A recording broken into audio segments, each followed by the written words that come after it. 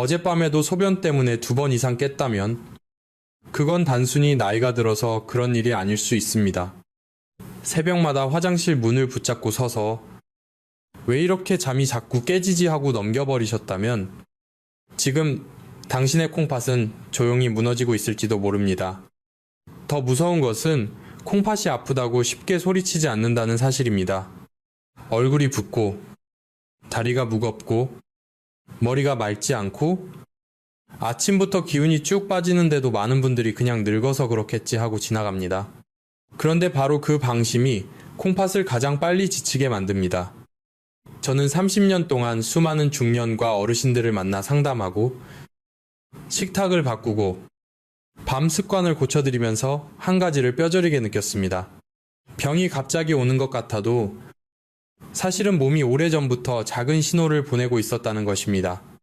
혹시 당신도 요즘 밤에 2번, 3번씩 깨고 있습니까? 새벽에 입이 바짝 마르고 아침에 양말 자국이 깊게 남고 낮에는 멍하고 졸리지는 않습니까? 그렇다면 오늘 이야기는 절대로 흘려들으면 안 됩니다. 지금부터 제가 말씀드릴 내용은 그저 잠을 좀 편하게 자는 요령이 아닙니다. 죽어가는 콩팥을 밤새 쉬게 하고 야간열을 줄이고 다음날 아침 몸을 훨씬 가볍게 만드는 아주 현실적인 방법입니다. 오늘 영상 끝까지 보셔야 합니다. 중간에 끄시면 가장 중요한 핵심을 놓치게 됩니다. 저는 오늘 잠들기 전에 딱 반 스푼으로 시작할 수 있는 방법 하나와 물 마시는 시간, 그리고 다리에 붓기를 빼는 습관까지 차근차근 알려드리겠습니다. 이런 정보는 병원 진료실에서 길게 듣기 어렵습니다. 그래서 저는 오늘 꼭 끝까지 말씀드리려고 합니다. 영상이 도움이 되겠다 싶으시면 조용히 구독과 좋아요로 마음을 남겨주세요. 같은 고통을 겪는 다른 어르신에게 이 영상이 닿을 수 있습니다. 그리고 지금 밤마다 화장실 때문에 지쳐 있다면 댓글에 한 글자만 남겨주세요. 저는 그 한 글자에서 당신이 오늘부터 몸을 살리겠다는 결심을 읽겠습니다. 왜냐하면 많은 분들이 야간요를 대수롭지 않게 여기다가 어느 날 검사표를 받고 나서야 뒤늦게 무너집니다. 저는 그런 표정을 너무 많이 보았습니다. 괜찮을 줄 알았는데 아니었구나. 조금만 더 일찍 알았더라면 좋았을 텐데. 그렇게 말씀하셨습니다. 그래서 저는 오늘 당신을 겁주기만 하려는 것이 아닙니다. 오늘 밤 바로 실천할 수 있는 가장 쉬운 순서부터 알려드리려는 것입니다. 꿀을 어떻게 먹어야 하는지, 왜 저녁 물 한 컵이 새벽 화장실로 이어지는지, 왜 다리 붓기를 그냥 두면 안 되는지 끝까지 아주 쉽게 풀어드리겠습니다. 그러니 이 영상 절대 끄지 마십시오. 정말 중요한 이야기입니다. 여러분, 많은 분들이 여기서 이렇게 묻습니다. 아니, 선생님, 밤에 소변 보러 자주 가는 게 정말 그렇게까지 위험한 일입니까? 저는 그 질문을 들을 때마다 오히려 더 마음이 급해집니다. 왜냐하면 대부분의 어르신들이 위험의 방향을 거꾸로 보고 계시기 때문입니다. 화장실에 가기 때문에 잠이 깨는 것이 아니라 몸속의 균형이 먼저 무너졌기 때문에 자꾸 화장실로 가게 되는 경우가 훨씬 많기 때문입니다. 특히 60을 넘기면 몸은 낮과 밤을 구분하는 힘이 예전 같지 않습니다. 낮에는 잘 버티던 콩팥도 밤이 되면 쉬어야 하는데 간에 저장된 에너지가 부족해지고 뇌가 예민해지고 항이뇨 호르몬의 리듬까지 흐트러지면 몸은 작은 자극에도 벌떡 깨어납니다. 방광에 소변이 조금만 차도 뇌가 급한 일처럼 받아들이는 것입니다. 당신도 혹시 새벽에 눈을 뜨자마자 제일 먼저 화장실 생각이 나십니까? 다녀오고 다시 누워도 잠이 쉽게 붙지 않고 심장은 괜히 두근거리고 입안은 바짝 마르지 않습니까? 그렇다면 단순한 습관 문제가 아니라 몸의 야간 회복 시스템이 흔들리고 있다는 뜻입니다. 제가 진료실에서 자주 만났던 어느 68살 어르신도 그랬습니다. 본인은 전립선 때문일 거라고만 믿고 계셨습니다. 그런데 자세히 여쭤보니 밤에 소변만 자주 보는 것이 아니었습니다. 저녁만 되면 종아리가 단단하게 붓고 새벽에 깨면 입이 말라 물을 찾고 아침에는 머리가 맑지 않다고 하셨습니다. 저는 그 말을 듣는 순간, 아, 이분은 방광 하나만 볼 일이 아니구나 하고 느꼈습니다. 그래서 지금부터는 더 중요합니다. 왜 밤마다 몸이 스스로 당신을 깨우는지, 그 첫 번째 진짜 이유를 이제부터 하나씩 아주 쉽게 말씀드리겠습니다. 여기서부터가 당신의 콩팥을 살리는 갈림길입니다. 지금 당신이 해야 할 일은 겁을 먹는 것이 아니라 신호를 제대로 읽는 것입니다. 밤에 2번 이상 깨는 일, 저녁이 되면 다리가 묵직해지는 일, 자고 일어나도 잔 것 같지 않은 일, 이런 것들은 따로 떨어진 문제가 아닙니다. 하나의 줄로 이어져 있습니다. 콩팥이 쉬지 못하면 심장도 편하지 않고, 심장이 편하지 않으면 잠도 깊어지지 않습니다. 그리고 잠이 얕아지면 다음날 혈압과 혈당까지 흔들리기 쉬워집니다. 무서운 것은 큰 병이 갑자기 터지는 순간이 아니라 이런 작은 균열을 계속 모른 척하는 태도입니다. 혹시 당신도 지금까지 물을 덜 마시면 되겠지, 참고 자면 되겠지, 나이 들면 다 그런 거지 하고 넘기셨습니까? 오늘은 그 생각을 여기서 끝내셔야 합니다. 이제부터 들으실 이야기는 어려운 의학 강의가 아닙니다. 오늘 밤 바로 바꿀 수 있는 습관의 순서이고, 당신 몸이 왜 무너졌는지 이해하게 만드는 아주 중요한 지도입니다. 정말 소중한, 이제부터는 당신 몸속에서 밤마다 무슨 일이 벌어지는지 그 장면을 아주 천천히 그려보겠습니다. 낮 동안 콩팥은 묵묵히 일합니다. 피를 걸러내고, 필요 없는 수분을 밖으로 보내고, 몸에 꼭 필요한 것들은 다시 붙잡아 둡니다. 그런데 밤이 오면 원래는 속도를 늦춰야 합니다. 사람도 자야 살듯이 콩팥도 쉬어야 다시 힘을 냅니다. 문제는 당신이 새벽마다 깨어나는 순간 시작됩니다. 눈이 번쩍 떠지고 뇌가 지금은 깨어 있어야 한다고 착각하는 그 순간 콩팥도 다시 움직입니다. 쉬어야 할 장기가 다시 일터로 끌려 나오는 것입니다. 이때 몸은 아주 이상한 선택을 합니다. 깊게 자고 있을 때는 방광의 소변이 조금 차 있어도 그냥 넘어갑니다. 하지만 뇌가 얕은 잠으로 올라오면 이야기가 달라집니다. 평소라면 참을 수 있는 작은 자극도 크게 느껴집니다. 그래서 방광이 살짝만 차도 당장 화장실에 가야 할 것처럼 급해집니다. 많은 분들이 소변이 마려워서 깼다고 생각하지만 실제로는 몸이 먼저 깨어 있었고 그 뒤에 요의가 따라붙는 경우가 적지 않습니다. 이것이 무서운 이유는 당신이 원인을 계속 잘못 짚게 만들기 때문입니다. 자꾸 방광만 탓하고 나이 탓만 하고 물을 조금 덜 마시면 괜찮겠지 하고 넘기게 만듭니다. 이 일이 하룻밤 이틀밤으로 끝나면 그나마 버틸 수 있습니다.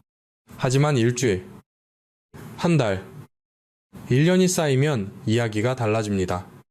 밤새 쉬지 못한 콩팥은 점점 지치고 낮에는 더 예민해지고 저녁이 되면 몸은 더 쉽게 붓습니다.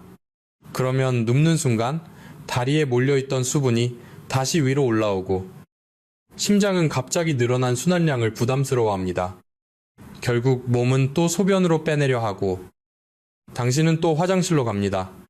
이것이 반복되면 잠은 얕아지고 혈압은 흔들리고 다음날 혈당까지 불안정해지기 쉽습니다. 그러니 야간요는 단순한 불편이 아니라 몸 전체 리듬이 무너졌다는 경고인 셈입니다. 그리고 한 가지 더 보셔야 합니다. 밤에 자주 깨는 분들은 아침 혈압이 유난히 높거나 낮에 짜증이 늘고 오후만 되면 눈꺼풀이 무겁게 내려앉는 경우도 참 많습니다. 그만큼 몸이 지쳤다는 뜻입니다. 분명. 그래서 저는 늘 5가지 신호를 먼저 확인합니다. 첫째, 밤에 소변 때문에 2번 이상 깬다. 둘째, 새벽에 입이 말라 물을 찾는다. 셋째, 아침에 얼굴이나 손이 붓는다. 넷째, 저녁만 되면 종아리가 단단하고 양말 자국이 깊게 남는다. 다섯째, 낮에 이유 없이 졸리고 머리가 맑지 않다. 당신은 어떻습니까? 이 5가지 가운데 하나라도 오래 계속되고 있습니까? 그렇다면 지금부터 들으실 이야기가 정말 중요합니다. 이제 우리는 왜 잠들기 전 작은 한 숟가락이 밤의 흐름을 바꿀 수 있는지 그 첫 번째 열쇠를 열어보겠습니다. 바로 여기서 많은 분들이 가장 놀랍니다. 아니, 선생님, 달달한 꿀이 어떻게 콩팥을 살리고 야간료를 줄인다는 말입니까? 저도 처음부터 아무에게나 쉽게 권하지는 않았습니다. 하지만 수십 년 동안 밤마다 깨는 어르신들의 식사 시간과 잠의 흐름을 오래 지켜보며 분명히 보게 된 것이 있습니다. 어떤 분들은 방광이 약해서 깨는 것이 아니라 잠든 뒤 몇 시간 지나 몸속 연료가 먼저 떨어져 뇌가 비상벨을 울리면서 깨고 있었습니다. 생각해 보십시오. 밤새 자는 동안에도 뇌는 쉬지 않습니다. 숨을 쉬게 하고, 심장을 뛰게 하고, 새벽 체온을 조절하고, 몸의 균형을 지키느라 계속 에너지를 씁니다. 그런데 예순이 넘고 이른이 가까워질수록 간에 저장해 두는 힘이 줄어듭니다. 그러면 새벽녘에 뇌가 이렇게 말하는 것과 같습니다. 연료가 모자라니 지금 당장 깨어나라고 말입니다. 그 순간 스트레스 호르몬이 올라가고 잠은 얕아지고 방광은 평소보다 훨씬 예민해집니다. 소변이 많아서 깨는 것이 아니라 몸이 먼저 불안해져서 깬 뒤에 화장실로 향하게 되는 것입니다. 그래서 제가 드리는 첫 번째 처방이 잠들기 전 꿀 반 스푼입니다. 여기서 중요한 것은 많이 먹는 것이 아닙니다. 정말 소량이어야 합니다. 순수한 천연꿀을 작은 숟가락으로 반 정도만 떠서 혀 밑에 천천히 녹이듯 드십시오. 급하게 삼키지 마시고 입안에서 잠시 머금듯 넘기십시오. 그러면 꿀의 부드러운 당분이 밤새 뇌가 허겁지겁 구조신호를 보내지 않도록 도와줍니다. 잠이 조금 더 깊어지고 방광의 자극도 덜 예민해지고 결과적으로 콩팥이 쉬는 시간이 길어집니다. 물론 아무 꿀이나 되는 것은 아닙니다. 설탕이 섞인 제품이나 향만 흉내낸 가짜 꿀은 오히려 몸을 더 흔듭니다. 당뇨가 심한 분은 반드시 주치의와 먼저 상의하셔야 합니다. 그러나 혈당이 크게 흔들리지 않는 분이라면 이 작은 반 스푼이 밤의 흐름을 바꾸는 첫 단추가 될 수 있습니다. 제가 만났던 한 어르신도 처음에는 웃으셨습니다. 이런 걸로 되겠느냐고 하셨지요. 그런데 일주일 뒤 새벽에 깨는 횟수가 눈에 띄게 줄었다고 조용히 말씀하셨습니다. 당신도 오늘 밤 그 변화를 직접 확인해 보셔야 합니다.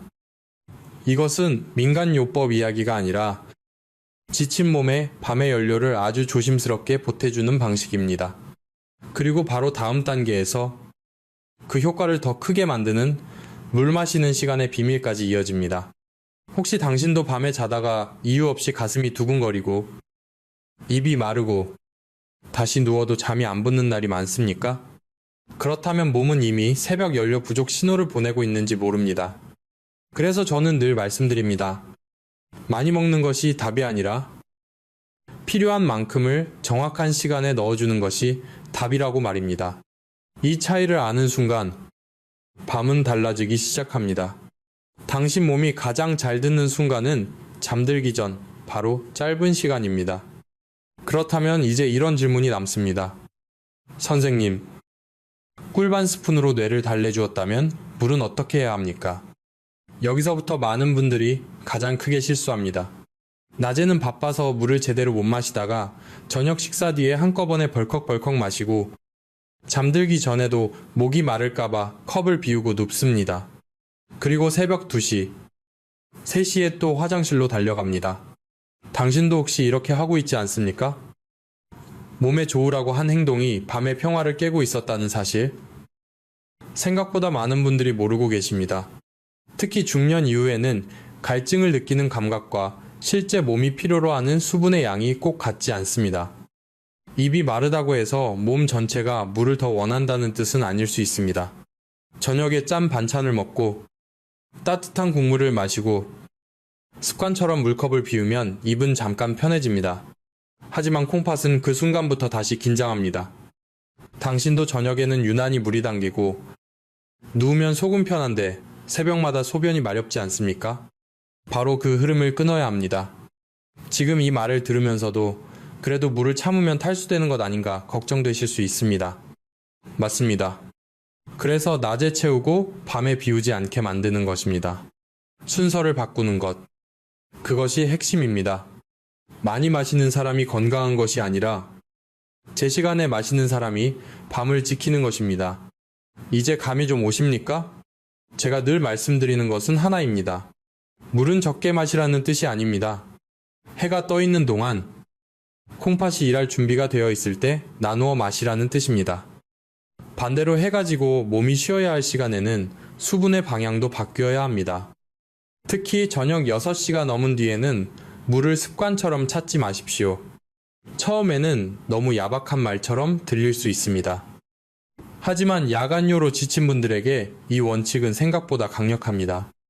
밤에는 항이뇨 호르몬이 조용히 올라와 콩팥에게 이제 소변을 줄이고 쉬라고 신호를 보내야 합니다.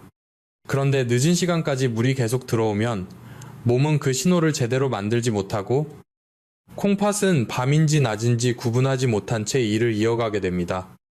그래서 저는 물을 마시는 시간표부터 다시 짜드립니다. 아침부터 점심까지 천천히 나누어 마시고 점심 이후 늦은 오후까지도 입안을 적시듯 조금씩 마십니다. 대신 저녁 식사는 짜지 않게 하고 국물은 줄이고 6시 이후에는 물잔을 멀리 두십시오. 목이 너무 마르면 입만 살짝 헹구거나 한 모금 정도로 끝내는 것이 좋습니다. 이 차이가 새벽의 횟수를 바꿉니다. 실제로 어떤 분은 꿀보다 이 물의 시간표에서 더 큰 변화를 느끼셨습니다.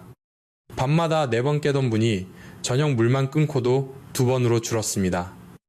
그러니 오늘부터는 물의 양보다 물의 시계를 먼저 바꾸십시오. 그리고 잠들기 전에 아직 하나가 더 남아 있습니다. 다리에 갇혀있던 낮의 물을 밤이 오기 전에 미리 정리하는 마지막 열쇠 말입니다. 바로 그 습관이 다음 이야기의 핵심입니다. 그 마지막 열쇠가 바로 다리입니다. 많은 분들이 이 말을 들으면 의아해 하십니다. 아니, 선생님, 밤에 화장실 가는 일과 다리가 무슨 상관입니까? 그런데 저는 이 대목에서 늘 무릎을 탁 칩니다. 낮 동안 당신 몸 아래쪽에 숨어있던 물이 밤이 되면 조용히 콩팥을 다시 깨우는 진짜 범인일 수 있기 때문입니다. 당신도 저녁만 되면 종아리가 묵직하고 양말 자국이 깊게 남고 신발이 조금 답답하게 느껴진 적이 있지 않습니까? 그건 살이 쪄서가 아니라 하루 종일 중력 때문에 수분이 다리 쪽에 갇혀 있었을 가능성이 큽니다. 문제는 눕는 순간 시작됩니다. 서 있거나 앉아 있을 때는 아래에 머물던 그 수분이 몸이 수평이 되면 다시 심장 쪽으로 돌아옵니다. 그러면 심장은 갑자기 늘어난 혈액량을 보고 놀라고 콩팥에게 빨리 처리하라고 신호를 보냅니다. 낮에는 잠잠하던 몸이 밤만 되면 갑자기 화장실을 찾는 이유가 바로 여기 숨어 있습니다. 그래서 저녁물을 줄였는데도 새벽에 꼭 깨는 분들이 있는 것입니다. 물을 안 마셨는데도 왜 또 소변이 마렵지 하고 답답하셨다면 이제 이유가 보이실 겁니다. 컵 속의 물만 문제가 아니라 다리 속에 머물던 물도 밤의 흐름을 흔들고 있었던 것입니다. 그래서 제가 드리는 3번째 처방은 거창하지 않습니다. 잠들기 30분 전 조용한 곳에 누워 다리를 심장보다 조금 높게 올려두십시오. 벽에 기대도 좋고 베개를 받쳐도 좋습니다.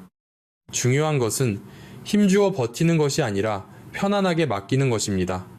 그리고 가능하면 발목을 천천히 몇 번 움직여 주십시오. 종아리를 손으로 부드럽게 쓸어내려도 좋습니다. 그러면 낮 동안 아래에 갇혀있던 수분이 잠들기 전에 미리 위로 올라오고 화장실 신호도 잠자기 전에 한번 정리할 수 있습니다. 제가 아는 한 어르신은 이 방법을 듣고 처음엔 웃으셨습니다. 다리 좀 올린다고 뭐가 달라지겠느냐고 하셨습니다. 그런데 사흘 뒤 조용히 말씀하셨습니다. 이상하게도 새벽 첫 번째 팍이 늦어졌다고요. 그 말은 아주 중요합니다. 한 번 덜 깨는 것보다 처음 깨는 시간이 뒤로 밀리는 것이 몸에는 더 큰 휴식이 되기 때문입니다. 그러니 오늘 밤에는 눕기 전에 그냥 침대로 가지 마십시오. 당신 다리부터 먼저 쉬게 해주셔야 합니다. 혹시 당신도 밤마다 자다가 꼭 같은 시각에 깨고 있습니까? 새벽 2시, 3시만 되면 누가 흔들어 깨운 것처럼 눈이 떠지지 않습니까?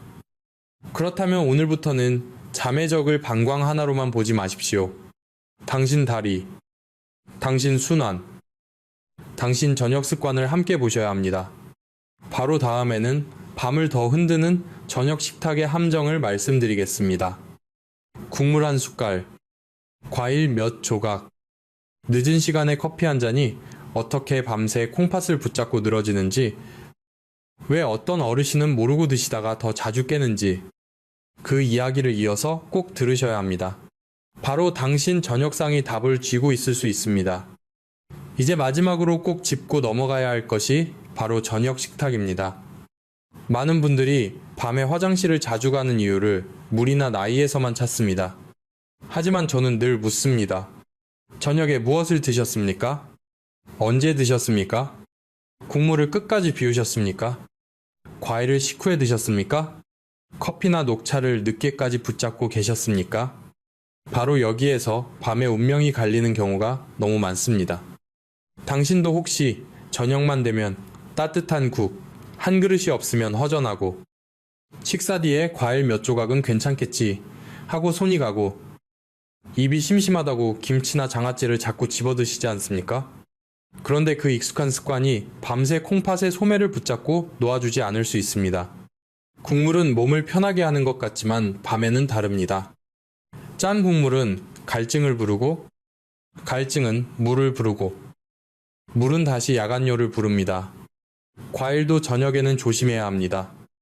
특히 수분이 많은 과일은 밤의 입장에서는 작은 간식이 아니라 늦은 물 한 컵과 비슷하게 작용할 수 있습니다. 커피와 차는 더 말할 것도 없습니다. 카페인은 방광을 예민하게 만들고 잠의 깊이를 얕게 만듭니다. 술은 처음엔 잠이 오는 것처럼 느껴져도 결국 몸의 수분 조절을 더 망가뜨립니다. 그러니 밤이 편해지고 싶다면 저녁 식탁부터 달라져야 합니다. 당신의 콩팥은 약보다 먼저 저녁상을 보고 있을지 모릅니다. 그래서 저는 어르신들께 아주 단순한 황금 순서를 드립니다. 첫째, 저녁 식사는 가능하면 7시 전에 끝내십시오.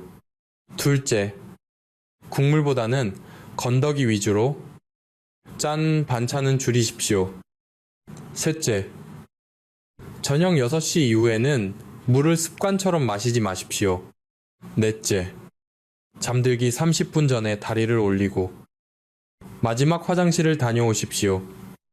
다섯째, 잠들기 직전에 순수한 꿀 반 스푼을 혀 밑에 천천히 녹여보십시오. 이 5가지가 함께 맞물릴 때 몸은 비로소 밤을 밤답게 받아들이기 시작합니다. 콩팥이 쉬고, 심장이 덜 놀라고, 뇌가 덜 예민해지고, 당신의 잠은 조금씩 깊어집니다. 저는 30년 동안 수많은 어르신들의 얼굴이 바뀌는 순간을 보았습니다. 밤새 2~3번, 4~5번씩 깨던 분이 한 번만 깨고도 아침에 웃으시던 모습, 얼굴 붓기가 빠지고 걸음이 가벼워졌다고 말씀하시던 모습, 그 변화를 저는 잊지 못합니다. 그래서 오늘 당신께도 꼭 말씀드리고 싶습니다. 당신 몸은 아직 늦지 않았습니다. 지금부터라도 밤의 질서를 다시 세우면 됩니다. 오늘 영상에서 말씀드린 것을 딱 일주일만 해보십시오. 그리고 몸이 어떻게 달라지는지 직접 느껴보십시오. 만약 당신이 오늘부터 이 습관을 시작하겠다고 마음먹으셨다면 댓글에 힘이라고 남겨주십시오. 그것은 단순한 한 글자가 아니라 나를 다시 돌보겠다는 약속입니다. 영상이 도움이 되셨다면 구독과 좋아요도 부탁드립니다. 당신의 작은 실천과 공유 하나가 같은 고통을 겪는 다른 어르신의 밤까지 살릴 수 있습니다.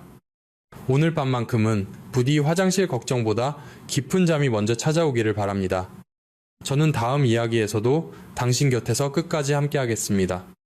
혹시 당신도 밤마다 자식이나 손주에게 이 말을 숨기고 계셨습니까?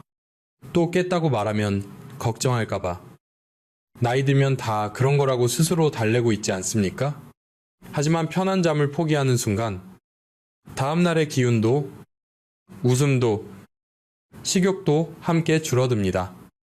밤이 무너지면 하루가 무너지고, 하루가 무너지면 노후의 자신감도 무너집니다.